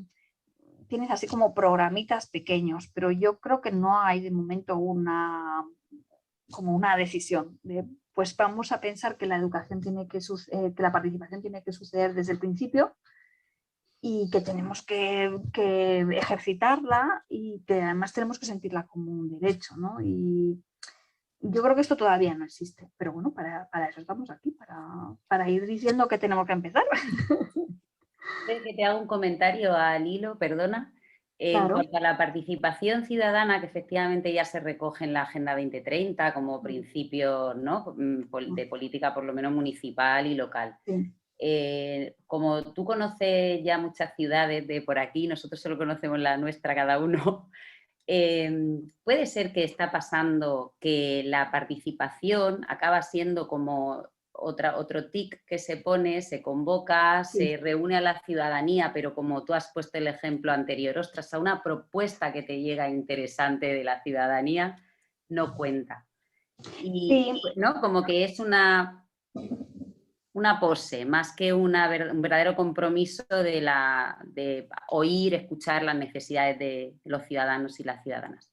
Sí, yo siempre en el libro hablo también bastante de esto, a mí me gusta, por darle dos nombres y que se ayudará a que se entienda, un poco diferenciar entre compromiso ciudadano y participación, que en el entorno anglosajón es la diferencia entre participation y public engagement, ¿no? Aunque no toda la participación es una participación mal formulada. Pero en principio hay mucha participación que está muy mal organizada. Y eso ha generado un descrédito. Y un descrédito a veces más o menos merecido. En los años 60 ya, cuando la participación empezó a hacerse popular, habían unos señores, Barak y Barak, que hablaban de una cosa que se llamaba las no preguntas en participación. Que es, tú le preguntas al vecino de un barrio de qué color quiere la fachada del edificio de equipamiento que se va a construir enfrente de su casa. Y luego no solo no la pintas del color que ha salido, ¿no? O sea, no les haces caso, sino que además les haces una cárcel, que ellos no querían la cárcel, casi seguro, ¿no? Entonces, claro, Barak y Barak decían, es que esta es la no pregunta, lo que tienes que preguntar es si quieren una cárcel, una biblioteca o un parque. Si tú le preguntas por el color, pues claro, es que ese señor, el que ha participado, se va a sentir un poco estafado, va a decir, pero me preguntas por el color de la fachada y no sé si es una cárcel. Bueno, pues esa es una muy buena figura, esto de las no preguntas. Cuando se hacen procesos participativos con bastante descreimiento, pues sucede mucho este tipo de cosas. Sucede esto, sucede, por ejemplo, procesos participativos que no tienen una inversión asociada, con lo cual se lleva a cabo el proceso participativo y luego no se lleva a cabo, no se implementa la propuesta. O procesos participativos donde no se dan nuevas herramientas a los ciudadanos. Entonces, yo tengo un amigo maravilloso, experto en ciudadanía y medio ambiente, sociólogo, con el que hacemos todos los procesos de participación en los que participamos, Emilio Luque, que siempre dice que los técnicos tenemos como realmente no sabemos mucho de participación, tenemos la ficción de que la gente tiene su opinión guardada en una caja. Entonces tú le dices, ¿qué tipo de programación para un parque te vendría bien tener? Y entonces él te da la caja y en la caja tú la abres y hay 750 metros de pádel, 450 metros de... y es la mejor solución. Entonces los técnicos te dicen, si es que la participación no funciona, lo que me han dicho no estaba bien, o lo que este señor me dice entra en conflicto con otro. A ver, en general los ciudadanos no tenemos sintetizadas nuestras necesidades y las soluciones para ello. Es un proceso largo de elaboración. Ahí entra una cosa que se llama compromiso ciudadano, que es algo que implica un proceso de doble recorrido donde los ciudadanos que participan en un proceso participativo tienen que adquirir herramientas propias del tercer grado universitario, propias de los técnicos que tienen más experiencia, para empezar a hacer buenas evaluaciones de sus necesidades y para empezar a proponer cosas que realmente son buenas soluciones. Y necesitan tiempo y pasta, dinero y buena asistencia técnica, buen soporte científico, ¿no? Hay un ejemplo precioso que yo invito siempre, cuando me preguntan sobre esto, a que la gente lo chequee en internet, que se llama Jurados Ciudadanos, y es una propuesta de participación espléndidamente montada, donde se propone que, no me acuerdo qué región de la India era, creo que es Kerala, donde se propone que una serie de agricultoras analfabetas tomen la decisión sobre si van a admitir que se empiece a usar semilla transgénica en las plantaciones agrícolas de la región. Y lo primero empieza el proceso porque hay una oferta de varias industrias norteamericanas que les dicen que en vez de 2 cosechas anuales van a poder hacer hasta 6. Entonces, claro, a priori, pues todas las agricultoras están a favor de aprovechar la semilla transgénica. Y lo que se hace en el proceso de participación es un proceso de participación de compromiso ciudadano bien montado. Lo primero se hace un foro donde se invita a expertos de diferentes categorías y sin vinculación y compromiso con la industria a que les den charletas sobre cuáles son las consecuencias de lo transgénico. Entonces se invita a los industriales, se invita a expertos de diferentes universidades del mundo. Lo segundo que se le hace es que se les deja 3 meses con un cubo, que es un medidor de pH, para que ellas puedan ir mirando cómo se modifica el pH en unas hectáreas donde se ha puesto semilla transgénica y en una plantación tradicional, y puedan compararlo. Y se les permite durante esos 3 meses ver un poco la evolución de la productividad de la tierra, etcétera, etcétera. Y luego se convoca a los mismos expertos, esta vez para que ellas les hagan preguntas. Tenéis que ver los vídeos en internet de cómo esas señoras analfabetas arrinconan a expertos de Yale haciéndoles preguntas que van al kit de la cuestión, ¿no? Porque el principal problema de este tipo de cosechas es que son muy productivas en inicio, pero van pauperizando la tierra de forma muy rápida, ¿no? Entonces generan riqueza inicial y pobreza final. Y esas mujeres, midiendo el pH, se dan cuenta de forma instantánea, ¿no? Pero fijaros que es un proceso donde hay implicado adquisición de conocimiento, empoderamiento de las personas que participan, ha implicado tiempo. Los procesos de participación bien hechos son lentos y hay implicado dinero y recursos. Y entonces ahí sí empezamos a estar en el territorio. Los problemas que tienen las ciudades son problemas complejísimos. O sea, lo que no hay que ser es pueril y pensar que lo que no ha solucionado 200 técnicos muy formados y muy sesudos, de repente lo van a solucionar 2 personas que se sienten 2 horas. No, vamos a tardar mucho, vamos a necesitar a los técnicos, vamos a necesitar a los ciudadanos, vamos a necesitar todas esas cabezas y un proceso bien diseñado de toma de decisiones a largo plazo.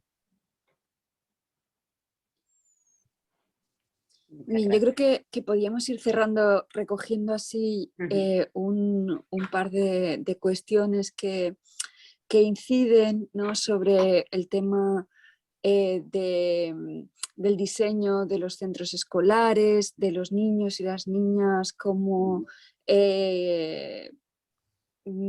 habitantes de la ciudad y habitantes con voz de la ciudad, ¿no? Y que es un poco lo que preguntan y lo que comentan pues tanto Cari Blázquez como José Ángel de la Asociación Vía Libre de Cartagena e incluso Ramona Escarvajal, ¿no? Yo creo que podríamos resumir con su pregunta cómo aplicaría los conocimientos adquiridos al observar a los niños y sus respuestas en el ejercicio que les propusiste, aunque creo que eso está en el libro, ¿no? y José Ángel comenta que un ejemplo muy chulo es la ciudad de las niñas y los niños, donde se explica una verdadera participación infantil, y también la ciudad de Huesca, donde existen consejos infantiles, ¿no? Y bueno, yo me consta que también en los procesos de redacción o de revisión del Plan General de Vitoria también ha habido actividades dirigidas a los niños. Y bueno, yo creo que con esa cuestión sobre los niños, y te lanzo la de Teresa Jular por si enlazas todo, ¿no? Teresa nos comenta que sabemos que la transformación económica, social y medioambiental que necesitamos en España necesita de profesionales que valoramos los cuidados y defendemos la innovación social. ¿Cómo crees que podemos llegar a ser más influyentes allá donde se toman las decisiones? Bueno, Sí. pues entre las decisiones de los niños y las niñas y las decisiones de las personas conscientes, ¿no?, del valor de que la revolución será de los cuidados o no será, cerramos, ¿no?, esta sesión. Sí, a ver, yo creo que la implicación de los niños en la participación ciudadana, ha visitado este libro de la ciudad de los niños de Tonucci. Es verdad que está habiendo ejemplos incipientes en varias ciudades, también está muy poquito desarrollada. Pero bueno, fundamentalmente nosotros las experiencias que tuvimos con esta ordenación, porque no os lo he enseñado, pero hicimos varios prototipos de lugares donde esperar a lo que llamaban el bus de la bici, que es un monitor que va pasando. Hicimos varios intentos de señalética que les resultara que potenciara la autonomía de los niños. Desde mi punto de vista, la mejor de esas propuestas para mí es este reconocimiento como de que la actividad y la experiencia es lo que marca el sentido de vinculación con la ciudad, ¿no? Esto que ahora llamamos placemaking, ¿no? Como conseguir construir un lugar para la ciudadanía, que muchas veces está asociado con el arte urbano y es un poco como decorar los barrios. Yo digo, hay algo que es todavía más básico, que es realizar una actividad significativa en los sitios. Entonces, cosas tan sencillas como, por ejemplo, delante de lugares que queremos que los niños conserven, valoren o utilicen, quizás se pueden hacer experiencias como proponerles juegos, proponerles lugares seguros, proponerles lugares donde se encuentren, proponerles lugares para quedar. Entonces, yo recordaré como niño, ese es el lugar donde yo, cada vez que voy, encuentro 10 niños de mi edad haciendo algo divertido, jugando una rayuela, y justo está delante del ayuntamiento. Pues es un lugar que marco emocionalmente, experiencialmente, en mi estructura mental de la ciudad. Y es un lugar que se marca de una forma absolutamente memorable, ¿no? Entonces, nosotros una propuesta que estamos haciendo también con varias ciudades que nos han pedido trabajar en estos aspectos es precisamente esto, proponer actividades ciudadanas, salones urbanos, lugares donde disfrutar de actividades intergeneracionales en esos lugares que son especialmente valiosos para nosotros y que queremos seguir valorando y que queremos seguir aportando conjuntamente a ellos. Entonces, yo sigo pensando que esa valoración del sentido de pertenencia, del sentido, pues es muy importante. Hay otras cosas que tienen que ver, por ejemplo, con potenciar la autonomía, hay cosas y se pueden hacer muchas. Yo creo que efectivamente la ciudad de los niños de Tonucci es un buen punto de partida. A mí me parece que hay cosas que todavía no están en ese libro y que se pueden completar, pero que podemos hablar mucho de ellas. Y luego sobre la pregunta, ¿cómo podemos hacer para ser más influyentes los técnicos o las personas, los técnicos y las personas que creemos realmente en los cuidados? Ay, madre mía, si yo tuviera esa respuesta, había cambiado yo todo el mundo.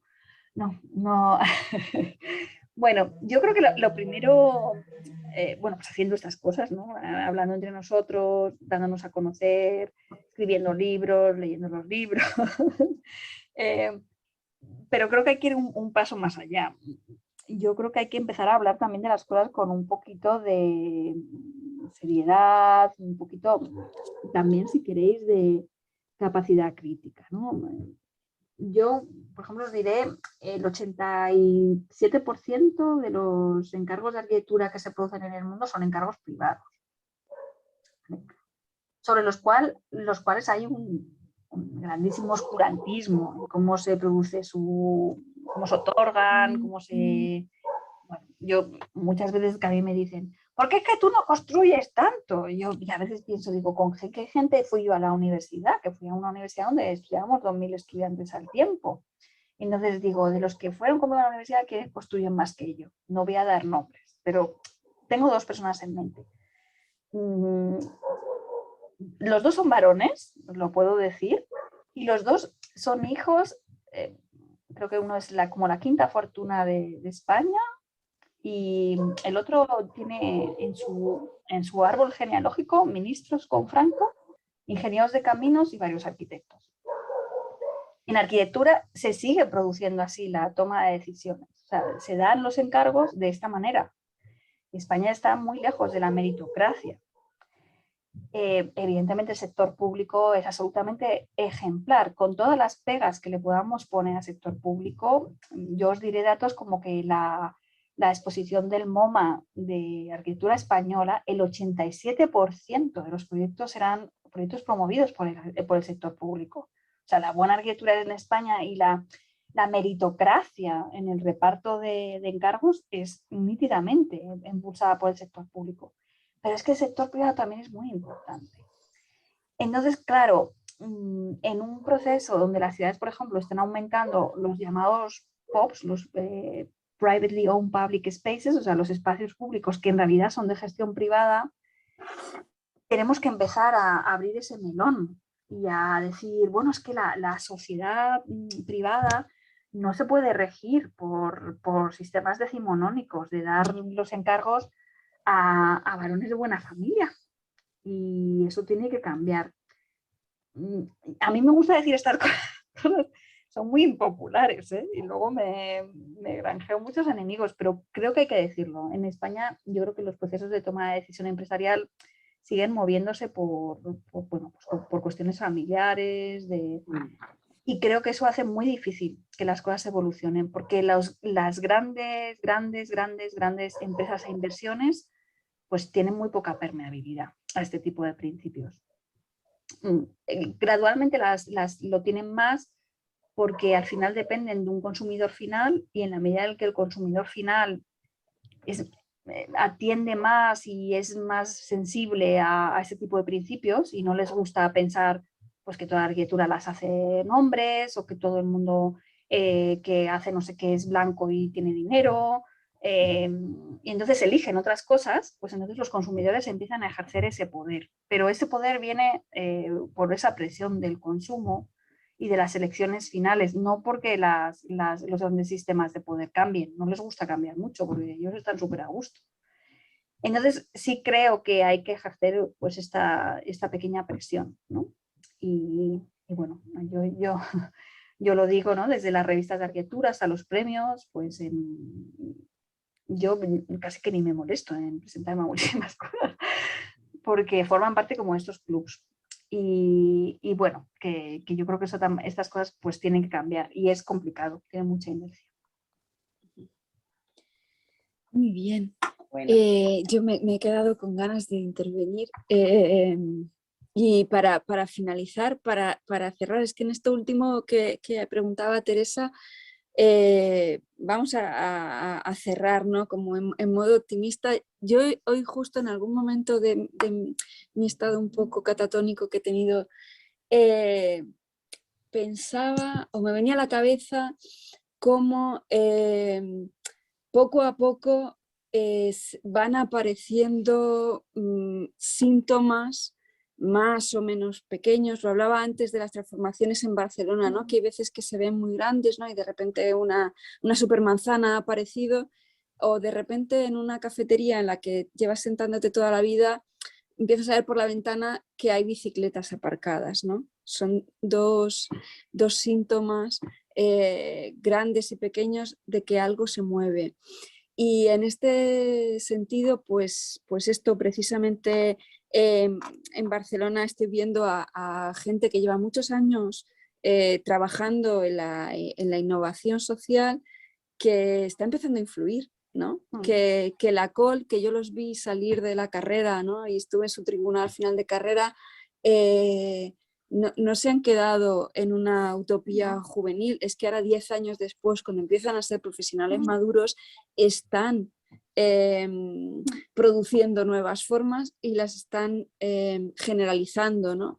Las cooperativas de uso, hablábamos de los niños Equalsari, las propias Collectiu Punsis trabajando en los patios escolares. O sea, creo que esa innovación social desde distintas perspectivas, y las que nosotras más conocemos son las de nuestra disciplina, pero las hay muchas otras, son como una contrafuerza que ahí está, ¿no? Es la resistencia sigue pilotando, ¿no? Y yo creo, o quiero pensar, que hay señales muy positivas. Yo veo el panorama referencial, por ejemplo, de nuestros alumnos hoy en día mucho más interesante y mucho más comprometido que con el que yo acabé en el año 2000, ¿no? Que todo eran popes, ¿no? Popes y objetos, ¿no? Arquitecturas objetuales, y ahora hay mucha más relato y más implicación. Bueno, quería como cerrar con esta visión así positiva. Sí. Y que a cada uno desde nuestro lugar nos anime, ¿no? Totalmente, porque además que es completamente cierta. Lo que hay que también pensar es que hay capas profundas que se movilizan menos y que de vez en cuando también hay que echar una sonda, ¿no? O sea, que hay que decir, nos quedan cosas ahí como un fondo que no se mueve, ¿no? Pero sí, esa visibilidad de esa innovación social está ahí. De hecho, la innovación social es algo que prácticamente todos los grandes partidos políticos europeos llevan en su programa, con diferentes descripciones, con diferentes visiones y con diferentes tendencias. Y esto supone... Y yo creo honestamente que la administración pública está muy involucrada en estos principios, y administraciones de diferente signo político. Creo que cuesta más que penetre en ese sector privado, pero que efectivamente por ejemplo, esa buena noticia, ¿no? de que los estudiantes de arquitectura nos hablen tanto de colectivos como de principios de intervención, como de un debate sobre los 15 minutos o sobre la ciudad de 15 minutos o sobre la implicación del feminismo en el diseño, como de lo que estudiábamos, como hemos ya decidido que somos del mismo año, pues habremos acabado más o menos igual. Que, bueno, pues que eran los grandes edificios de los grandes. Pues eso yo creo que es un síntoma no ya de optimismo, sino de absoluta confianza y esperanza en el futuro. Un síntoma inequívoco. Muy bien, pues Paula, cierra. Y la verdad que es que podíamos estar hablando, ¿verdad?, hasta las tantas. Muchísimas gracias, Patricia, por cerrar con tu reflexión optimista, que a mí además a los que os escuchamos desde la parte activista alienta mucho. Sois muy necesarias las dos. Vuestro trabajo, la manera con la que nutrís la participación en sí de la ciudadanía y la reflexión.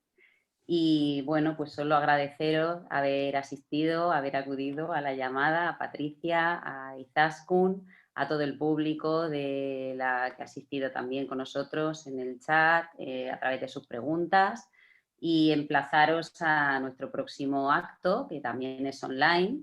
Invitamos a Marta Tafalla, doctora en Filosofía y profesora de la Universidad Autónoma de Barcelona, con el título Ecoanimal, una propuesta estética plurisensorial, ecologista y animalista, un tema también muy interesante para el presente, el próximo 25 de noviembre a las 19 horas, igual que hoy. Si más actividades de Cartagena Piensa podéis encontrarlas en nuestra web, en las redes sociales, cartagenapiensa.es. Y sin más, pidiendo por favor que al terminar la sesión vais a encontrar seguramente una encuestita sencilla, rápida de hacer, que nos ofrece unos datos que nos ayudan a conocer a nuestro público y poder seguir así trabajando para el próximo programa. Muchísimas gracias, ha sido un placer. Nos despedimos hasta la próxima sesión. Cartagena Piensa. Muchas gracias. Muchas gracias a todos. Chao. Muchas gracias.